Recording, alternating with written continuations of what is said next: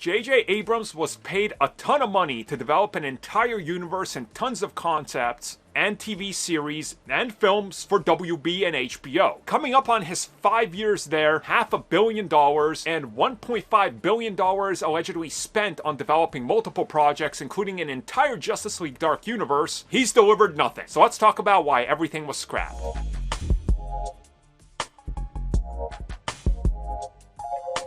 So according to reports, David Zaslav, when WB Discovery took over everything AT&T sold, they looked at the books and realized Abrams has spent so much money developing so many things to show nothing for it in 4 years that the only decision that they had to make was cut everything and try to sell things off, which is why like Batman going to Amazon is a thing and why they're licensing content out.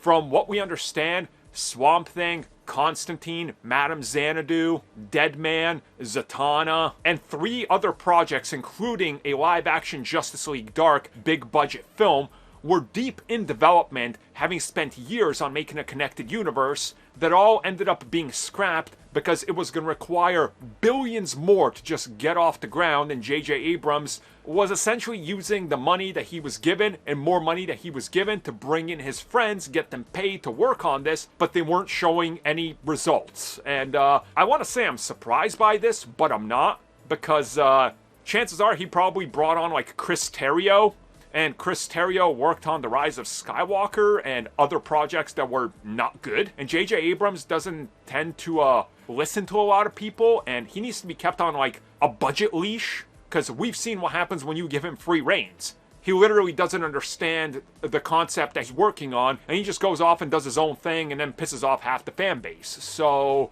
it's not surprising we're hearing that he was completely out of touch with how much he was spending and what he was doing with this universe, and that it conflicted with a lot, and that he was locking things away from others, which, yeah, this is true, because look at what they did to the CW.